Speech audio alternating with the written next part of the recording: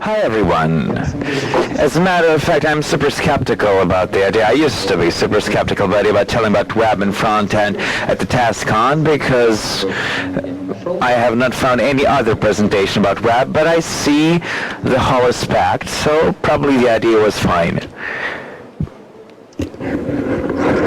Briefly, I'll just tell about my plan of the presentation. So first, why have I decided to get into testing and tell here about the front-end testing and what there are problems, what problems overall we have in the industry and in testing overall today, the trends, and also I have this strong intention to share the trends for before and after this conference, at least for you guys, and in the end sum up to some logical conclusion. Why would we need all of that at all, and why did you waste your time sitting here? So, let us begin with the why. For the previous 10 years, I have been working in web development. I began even before it was something official in Russia, before it was allowed to do that official. I worked as a front-ender. I did design.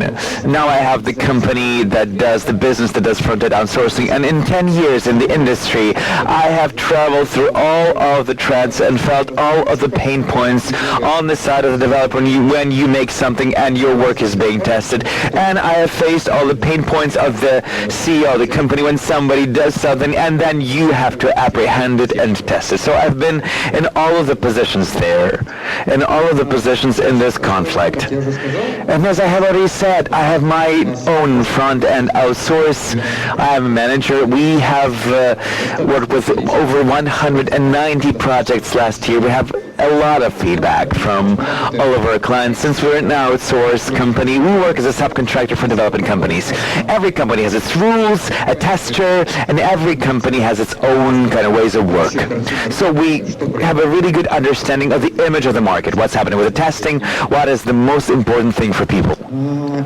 So, all of those things allowed me, together with my team, together with other people that we have been talking to, put together a certain set of problems that I see in testing now, specifically in front-end.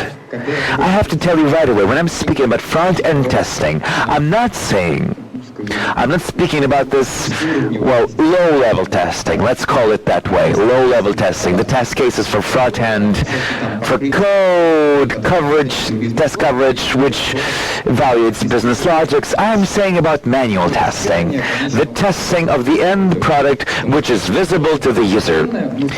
Because let's be honest, we can write 100% coverage of code, and the code will be executed without any errors. Whatever we write, we can construct any perfect situation. People don't care about that. They see the website, they see the image, they see the front end, they don't care. Same for the designers. They don't care about the code inside. It should just look the way they intended it to look like. So, there are certain problems with testing.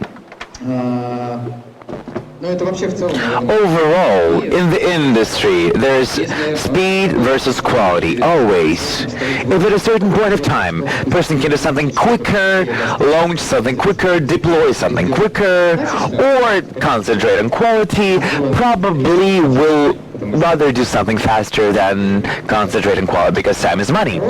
Secondly, the accent on something insignificant. People often care too much about something insignificant. The website might be clunky, load for 10 seconds, but the designer will only care about that everything is pixel perfect in the end result. And there are a few other new significant trends. The lack of accent on important contemporary things. And people are not looking at those things still, such as accessibility. Nobody takes into consideration and tests accessibility. I have worked with 190 companies last year. Nobody has the accessibility checklist point. Nobody cares about it. the last thing is that something that I saw 10 years ago. We have been testing three most important points. The web has been changing, front-end has been changing in 10 years, the number of different types of screen is changing, but we're testing the same thing as 10 years ago. Nothing new is happening. And as a matter of fact, trends of web development are important because you cannot keep on testing projects the way you used to do it 10 years ago. Because in 10 years, web has made 2, 3, 5 new strides. There are new answers, new accents, new technologies. You have to take those things into consideration. And vice versa. Things that were important 10 years ago are less critical today. So, today, especially in the latest 2 years probably, we have seen a very important trend on what has been changing on the web, and that is quality. Let us imagine the specifics of web development. Let's take only front-end. There are 20 million ways to solve one particular task, and some number of solutions is good. You may even write the code in the wrong way. It will still be displayed in the right way. You can write the invalid code in HTML, but the end user will see it just fine. And as a matter of fact, in 2017, we have all been playing this musical chairs game. The developers used to do that. And it ended with this quality issue. When quality characteristics became predominant, they're more important now than the visual characteristics, even for search systems. The quality today is important.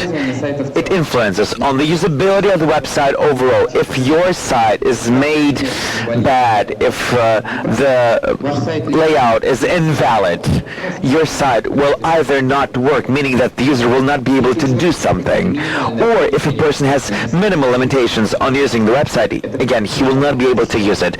The other important thing is SEO. Of course, the usability of the site is more or less comprehensible. You go to the developer, you say, you see we have 2% of the users which cannot look at our website because they are colorblind. We have low contrast. The user says, the developer says, I don't care. 2% is nothing. I will not care about that. But SEO is money. It's a different thing. If your site is not on search engine, you don't get the money. This is something that business understands. Search engine robots of Yandex, Google, you name it, take into account quality characteristics. If all of the other parameters are equal, quality characteristics are important. If one of the sites loads better, looks better, it will be in a higher ranking in the search engine. That's it. And of course, accessibility has been mentioned already. So, the problem today is the influence of quality will become stronger and stronger. Yandex has this new algorithm of search that takes into account quality. So, quality will become more and more important. If we even look at the legislation, if, for example, today we look at America, there's a law. All the governmental public sites have to correspond to certain accessibility criteria. For example, to people with with problems with vision. So there's this button, accessibility button. Okay, it just might make everything bigger and turn off images. This is not accessibility per se, but that's something at least. In America, there's this law. And again, this is another quality influence. Under the influence of American system. It's getting there, it's coming here. Now in America, they're promoting the idea that they should introduce the law that all of the websites that interact with people, online stores, anything, they all have to correspond to certain accessibility criteria. Imagine how much more testing work we're going to have if there's work that will find companies for sites with low accessibility in Russia. Of course, this is all wishful thinking, but it might happen. Another thing, if we talk about bad old trends that actually nobody cares about, the standard testing that we're used to, of course, all trends are far behind us. And let's be frank, let's follow the trends. The standard list of testing. This is the way we used to test 10 years ago when I first time came to my tiny studio with 5 people in. I had there pixel perfect, cross-browser, cross-platforming, and SEO, the basic fundamental criteria so that you could promote your website at the search engine. So now we have junior guys, they go to a different company or to our company, they come and say it's the same all over the place. So let us go from one point to the other. What is pixel perfect? Does anybody know what it actually means? Happy people sitting in the audience. I'm going to tell you. Imagine you have this beautiful layout. This is layout. It's already made. It's designed. It's not tangible because of the screenshot, but this is a screenshot of a ready-made layout. And this is the screenshot from a design, initial design. So you can actually see that there are a few differences there. For example, you don't have to be a visual QR genius to say that fonts in bold for some reason are not bold. But if you put together the design and the layout, you will see the result. This is the pixel perfect testing. We'll see that this site is not pixel perfect because it does not correspond to the initial design. So, in this particular situation, the design comes red, all infuriated, yelling at you. There are problems here. And we see the text is 2 pixels lower than it has to be, or the logo is skewed, the kerning is different, the text is occupying a little bit more space than it was initially intended, the icons are not aligned, percentage is in the wrong place. This is super important, of course, but this is a real flaw here. I'm not saying that other things are not so bad, but this is actually visible. So why is this important? Well, think about it. Pixel perfect is important because users need to get the website or an app or anything that's on the web the way designer thought it to be, intended it to be. And in 90% of cases, this is important for only designers because let's be honest, when people go to the website, they don't see the initial design. They cannot evaluate whether it's pixel perfect, corresponding to the initial design or not. Because I honestly believe that in 90% of cases, this kind of result is pretty much okay. It's something that could be fixed, but it's not critical. But there is a pile of problems here with Pixel Perfect. You have the bug list. There are 200 bugs. Out of those 200, 190 related to Pixel Perfect with a shift of 1 or 2 pixels. So, as a matter of fact, if we would have thought less about Pixel Perfect and think more about the actual quality, people would think about those quality issues more. What other problems are there? We have to understand that there is difference in working on a design and on the final layout. Imagine Photoshop. Nobody is designing in Photoshop now, but still, there is Photoshop and there is a browser. You can write a line of code in a browser in a Photoshop, and those are different things. Photoshop and OS render fonts differently, so browser and any other OS can render fonts differently. And this is what we get in the end result. You see. So, the font begins in the same spot but ends in a different spot. So, there's different kerning between letters as opposed to Photoshop. But if you look at all the factors, kerning, interlineage, anything, you will see that it's all the same. It's just that the browser renders things a little differently. And in smart companies, there's the understanding that if the text is a little bit larger, that is okay because that's the way it is. Nevertheless, 90% of bug lists would say that no, it's wrong, and you're trying to define this millimeters of factoring to actually get into the actual design, into the framework of the actual design. Then the problem of actual rendering. So this is, for example, the the visual block that designer has designed. And imagine the internet shop where there are sections of items one after the other. So designer doesn't draw the actual block, so he just copies one after the other after the other. But designer has been thinking that there will be 40 pixels in distance between these blocks. But when he has been moving the blocks, he sees that it's 39 pixels there, and there it's 40. So the developer sees it's 49, it's 41.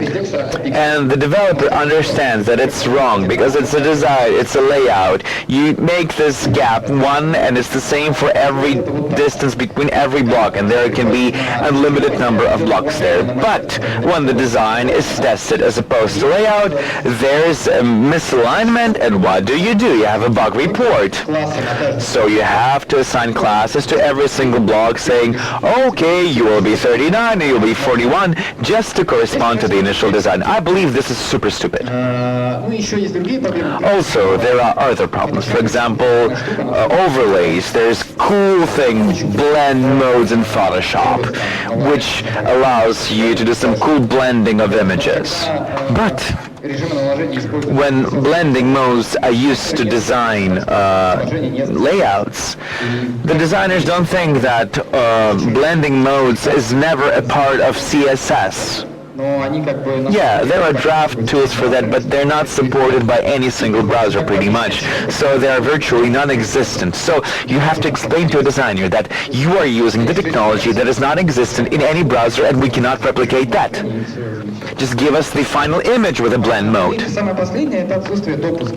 And of course, access rights. In 90% of cases, if we have problems with fonts, with distances between blocks, if we had some allowances 2 to 5 pixels, that would make things so much easier. Just the allowances would solve the problem. There are some laws of the web on how the pages are constructed, how CSS works. Sometimes they do not correspond to the design because designer designed, and then the layout is being rendered, and those things work differently, and this pixel perfect correspondence is super annoying and causes lots of unneeded problems. Next, cross-browser compatibility. This is an important thing so that your site is displayed similarly in every browser app. There's a simple way to get rid of cross-browser. You can just define the user agent of the browser and define that browser is not supported and just download Google Chrome. But there's a better way. For example, but I don't know how much better it is. There's Safari. Safari does not support half of technologies. And lots of popular, serious programs, when you try to open something with audio and video or Google Hangouts, it just says, no, I'm not doing it in Safari on Mac. And you have to open the Chrome and have Chrome just to use Google Hangouts there, or Zoom or whatever. This is one thing. Next, why do we need this? There's no clear understanding why, because the end user will never evaluate the quality of the website opening it in different browsers. So the user will never see that the icon has moved in Safari as opposed to Chrome for 5 pixels. And again, the cross-browser compatibility is changing. I remember when they released CSS 3 standard, and there were so many new features which work differently in different browsers, very differently. And it was not only the question of prefixes, it was the question of having similar technology with a similar set of commands, giving different image in different browsers, and you had to think how to fix that. Now cross-browser approach looks somewhat like this. If we remove Internet Explorer that does not support anything, if you open the design and look at the features that designers or GS developers use on a daily basis, those features are supported similarly in every designer. So physically, the technology has grown so tremendously that the developers of browsers integrate features into designs so that those features work correctly right away. Next problem is that we have, for example, a Google Chrome browser. Cool. And there's also another cool browser that's called Opera. It's still alive, by the way.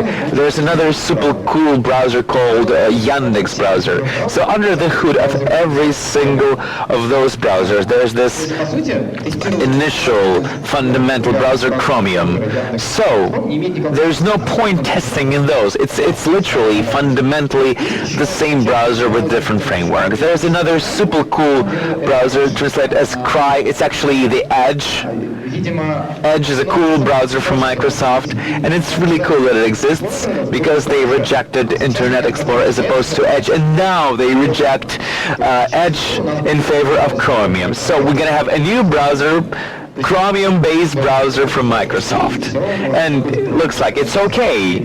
We can forget about the fact that Microsoft doesn't know how to do browsers because they have rejected the Edge. Now they have Chromium-based browser. Now it's the same. We don't have to test for Microsoft as well. Firefox, it's pretty much the same as Chrome. It doesn't have any critical things so that you open the page and it's super different. The only browser that requires your attention today is Safari. But it's not that Safari really needs your attention regarding something very different in Safari. It just doesn't work in Safari. That's the thing. So just need to know that some things don't work in Safari. And it turns out that cross-browser approach problem is just gone. Now we have this service called Browser Stack. Do you know what is Browser Stack? Nobody knows. Cool, I'm gonna tell you. It's the service when you get the link into that and it gives you the screenshot from every browser of every operating system where you can quickly identify any differences. So every day for 6 months we have been checking. The screenshots are very, very similar. We are even going to stop using Browser Stack because there's no need to test that anymore. No. Cross-platforming. I'm not even going to talk a lot about that. It's the same as cross-device approach. Your site has to be displayed similarly on different screen sizes and different kinds of devices. So you open it on Samsung Galaxy Note or on an iPhone, your site looks similarly. It's pretty much the same cross-browser approach, it's just different devices as well. And the need there is the same. And the changes there are the same as for cross-browsing. So, as a matter of fact, we could just put it into one point, but I specifically decided not to put it together. I don't even know why. So we have mobile browsers on the right. Even Opera Mini, it's still there, you guys. Even Opera Mini is more or less supporting all the latest things. Pretty much okay. Chrome, Android, Samsung browser, it's pretty much all the same. Everything is that on Android, it's Chrome. Everything that's on iOS, it's Safari. Safari on mobile is the same, causes the same number of problems as Safari on desktop. You have this ears on an iPhone, this things on the side. Of course, that's a problem, but that's more of a UI problem because you cannot remove those interface elements on the sides in Safari. So, search engine optimization. That is pretty reasonable. That has not really changed. 10 years ago, people didn't know how search engine robots work. People don't know how they work today either. Nothing has changed. So, speaking on the old trends, Pixel Perfect, that is literally absurd, and it just exhausts developers. We have cross-browser and cross-platform approach, which is pretty much getting redundant. I'm not saying it's gone. It's too much. It's taken it too far. Cross-browser and cross-platforming approach, it's important, but it's going away. I'm not saying that you should not test for that at all. I'm just saying that the number of testing can be cut here very significantly. You don't need to test in 10 browsers. It's enough to have 2. I don't believe that one day Apple will say, we're just moving to Google Chrome, bye-bye. But whatever, it might happen, but there are new trends, and this is the real trouble. Nobody really gives a tiny rat's ass about new trends, because all the new trends are related to quality characteristics. The load speed. validity of layout, hierarchy of headings, accessibility, and productivity. These are the 5 trends which have to be tested on every website, and you should never deploy the website unless these parameters are okay. So if you look at this list, all of these things were valid 10 years ago, 5 years ago, or 3 years ago. It's just lately people finally understood that it's enough. Enough is enough. We need to look at those things too. So, load speed. Load speed, it's the time that takes your website to get delivered to the user. This is the key error, by the way, in testing, in speed testing ever made. There's a developer sitting in an office in Moscow, 27-inch Mac, 100 megabit internet, the site opens immediately. And the developer believes that things are working fine. The person on the subway with a mobile phone without any LTE coverage, and the person is opening website 10 seconds, 20 seconds, 30 seconds, the person just switches to something different. So when you're testing the speed, you need to think of the user, not about yourself. You need to take into account all of the use cases. You need to remember that 90% of the planet are still not using anything faster or better than 3G. 90% of people do not have LTE on principle. It's that if those people have LTE, it's the light speed for them. And there are limiting factors like subway, like buildings, like concrete walls. When you're transferring from one station to another on a subway, there's no internet, mobile internet at all. And people are waiting there. They cannot call because there's no signal. People are trying to use something, connect to somebody, or check something, some website, like Yandex Subway. How do I leave from here? And it does not load because the internet connection is super slow. How do we check this? Fortunately, there is the latest hope of humanity, the ray of sunshine, the light in the end of the tunnel, the lighthouse, the tool built into Google Chrome, for example. Google Chrome, the headliner of progress, that's not the reason why everybody is switching to Chrome, but nevertheless, if we switch this beautiful button, look at the code, and there's this audit menu point. You see the lighthouse audit, and this is pretty much everything that you need to test the layout, the load speed of the layout, and the accessibility too. You select the device where you want to test it. For example, I want to see how my site loads at the mobile phone. I see performance, which is load speed, and I do the coolest thing. I can turn down throttling and check out how it's going to load on 3G. So you literally emulate the 3G load speed and see how quickly your site loads. And then you get this beautiful report. This is the report, the Lighthouse report, which gives you everything that you need to know. So let's go from one thing to the other. So there's this bar that gives evaluation based on every audit. I just put everything from those audits on one slide so that we do not waste time. And you see, if it's green over 90, it's cool, it's great.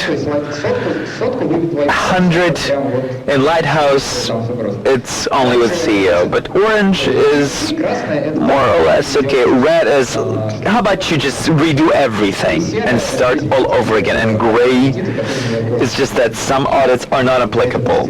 I used to test it on our website. Our website is just doesn't have progressive web apps, so it cannot be checked pretty much.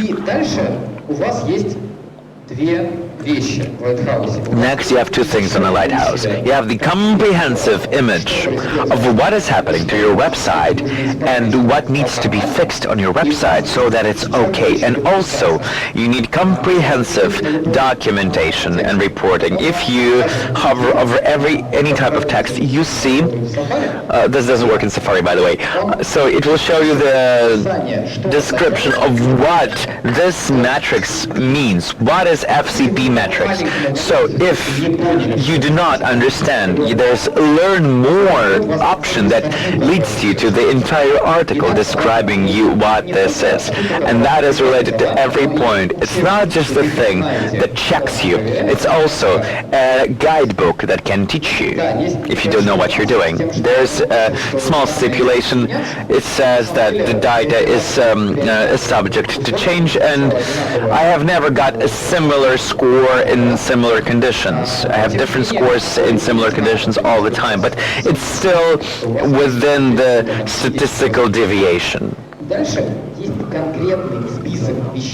And then it gives you the actual list of things that you need to fix in order to achieve some normal performance. For example, these are the things that you could do. And you see every single image, every single point that can be optimized so that it's smaller. For example, Lera could be compressed to weigh even less. And also in Lighthouse there's a button that allows you to download all of these images optimized based on this given criteria. So, if this blur out of not capable to deploy on its own. Also, there is descriptor. For example, CSS descriptor. Unused CSS. So, why do you have it on the page? Delete these styles from the page so that you do not load them. I will have to, though, justify it because these are mostly Bittrex modules which are loaded as widgets, and they are pulling lots of unneeded stuff. But within the style CSS here, we see that 7 kilobytes within that CSS is unused on this page. It's used on a different page. There are simple kind of tools that split it up, and this is the way to find out. So there's also diagnostics, remove this, cut that, and it also shows what you have done. So if it's all perfectly optimized already, you will get a message that says it's all super cool and fine. So this is the way it looks. And if, as a matter of fact, you look at these things, compress CSS, compress JavaScript, postpone the load of images that are not on the screen. So if it's a slider with 10 images below, load the first one and load the rest ones later when the person scrolls down. This is not rocket science. So the things that Lighthouse shows is not some rocket science. Install 20 apps, sit for 2 hours and code stuff. No. Do normal things right away so you would not have to redo it later. Second parameter, second thread is validity. This is odd that this thing is becoming a standard today, because it is a standard. I'm speaking about code, because no matter what you used to write, because Frontend is the zoo, the biggest zoo in the world now, but whatever you used to write, you see it as an HTML. Single page application, no matter what that is, CMS, it will get to the user as an HTML, and it has to be valid. And as I have said, there's HTML, it can make a bazillion errors there, it will still look fine to the user. Because if you make an error in JavaScript, it will tell you no. But HTML will say, okay. So validity is a very important thing. The correct order of closing and opening text, the presence of closing text, the presence of all the important mandatory attributes, basic things, and there's a separate tool for that. It's 10 years old, by the way, even the design is saying the same. It's called Validator. You get the code in, you press the validate button, and it shows you all of the flaws of your code. And you see some warning signs or actual errors. But in a perfect world, you should not have any single error or warning. because validity is simple check. Even search engine robots can do that. Hierarchy of headers. Another funny thing. So it's simple. You have some content on your website, and you have to deliver that content to the user. And it has to be logically split with the headers. Does everybody find this familiar? If you don't know, this is a diploma in Russian university, or your paperwork, or term work. So this is the way the heading hierarchy is supposed to be looking on the website that sells Windows. Not the OS Windows, but just actual Windows. So you say, so you cannot have H4 within the H2 because there has to be H3 before. So there's a simple tool that can check that in a really good way. HTML tree tool on GitHub, look for it. You upload the code into the tool, and you get below here the tree, HTML tree, and here are the headers. If you see that there are things that are wrong there, you're gonna see the optimization, the SEO problems, the accessibility problems in the future will come out. And of course, again, accessibility. What the hell is accessibility? Do you know what that is? One person. Do you do development? A little, I say. Okay. Accessibility to the people and people with some problems with health. The number of those people is limited but pretty big. For example, people with problems with sight. There is software that allow you to use the website through reading. If you do not have the correct hierarchy of headers, or for example, the code is not valid, this kind of reading apps cannot read the website. We had this where this reading app just said the web people have hands shaking, problems with motorics, and they cannot use mouse, for example. So their only way to use the website is just use tab to move through the website. In 90% of the website, we're asking our clients remove this blue lining for the tabbing. It was not on the web design.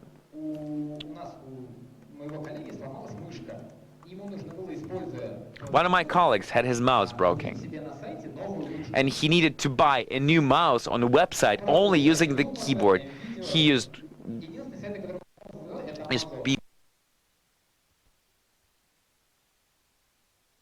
and the only website where he was able to do that was Amazon. Or try to buy something on AliExpress without a mouse.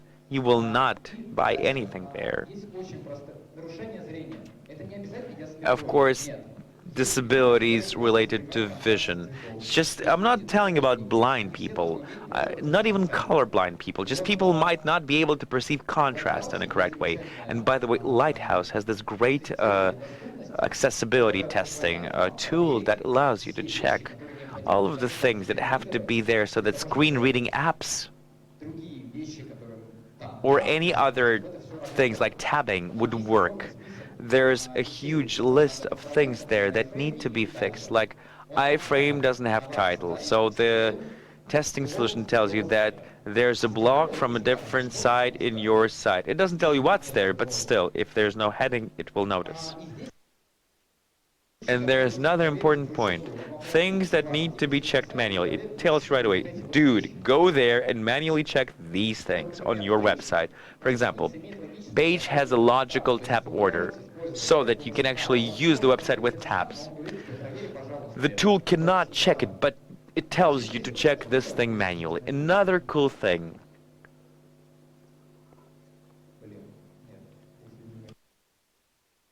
Probably it's below, but there's a great thing there. So your site is mobile friendly. Check that your website is mobile friendly. You're opening it. Oh yeah, it seems okay on mobile, but still it's important.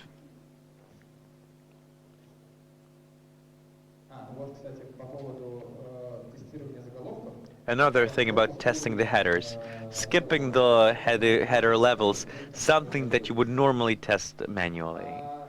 And again, performance, productivity, load speed, and also how fast your website works. If your site was loaded but it's super slow and clunky when you navigate through it, that's a problem.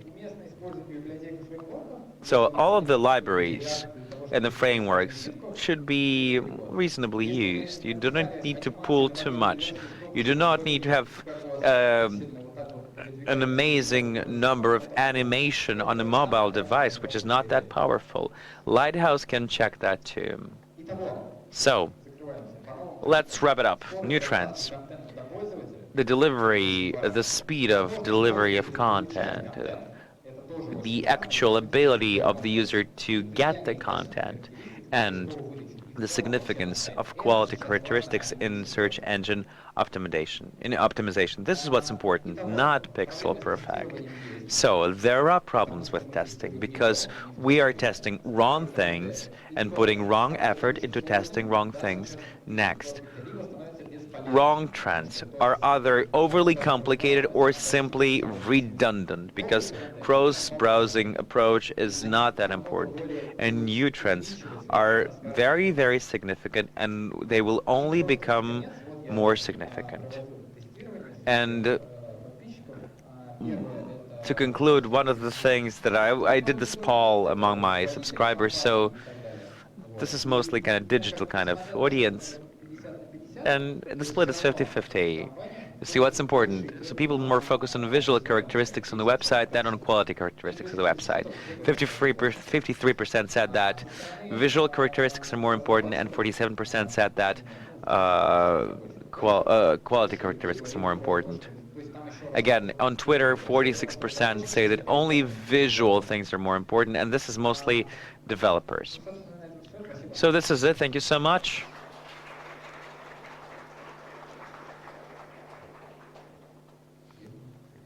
I didn't make it on time. Hi there, thank you for your presentation. When I have read about your presentation in the schedule, in the program testing of the front end in 2019, for some reason I had this idea that it was just going to be a story about the blocks, the components on the website, but I didn't hear any of those. That's why I have a question. Have you ever faced in your practices with testing a component like React component or other components, other technologies, and of course you can separately test a React component.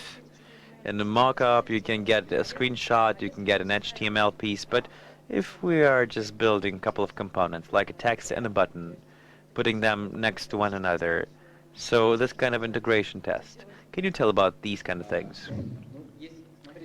Look, the testing can be split into two major parts: code testing on the one hand and visual testing, or the end result testing. When we're talking about React component testing, we're talking about code testing. So you need this, for example, I was opening a product company. I have written a new module, and I've written tests for it. And I need to be sure that when I launch those auto tests, they tell them what works and what doesn't before deploying that into production. So there is this thing called Selenium testing, when you're testing the layout so that it corresponds to the design. You are describing where elements should be, and it just tells you. It doesn't give you, though, the way to. Do you know where Git? If you work with Git, you cannot do commit because the test is not passed. It does all of those things automatically. Yes, I understand that. There are tests, for example, and you can call them unit tests, or you can call them that. Yeah, that's the way they're called. You can call them integration tests. But functionally, functional unit tests that check that the button actually executes the thing that it has to. That's clear. But think about the visualization test, the snapshot, the visual part of it. But if there's one component, like a button or an article, and if we want to place a couple of blocks like this on the website with a large number of components, Selenium is over the top level where we need to interact, get some kind of data. But here, I have a different kind of question. We have the mock data. So how do we do the test with the mock data with 2 or more components in a block. You write the testing of a bigger component because the component that's higher, the bigger component is constructed with smaller components. I don't know, though, a single company where it actually works. It's a it's just very labor-intensive testing. It takes too much effort to write this kind of test. I worked for a product company, and we had the task, I as a developer, had 1 feature per week. I made that feature. I wrote 95% test coverage for it. I wrote testing on Selenium, and in the end, it was all automated by a certain period of time. But if we take streamlined, continuous development, it will not work because you write testing for lending, and it will take more time than actually doing a mock-up for lending. So without manual testing, you will not be able to do it. It will always be in the market. That's why, yeah, we can make a separate presentation on automated testing and what there is and what can be used. Yeah, this is the problem. The problem that I have just described is at the product level, and we are now together trying to decide how to test components.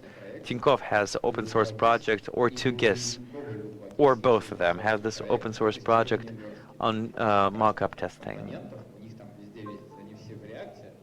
They're all on React, so they have solved it somehow. They have their own tools. Oh, thank you. I will get into that.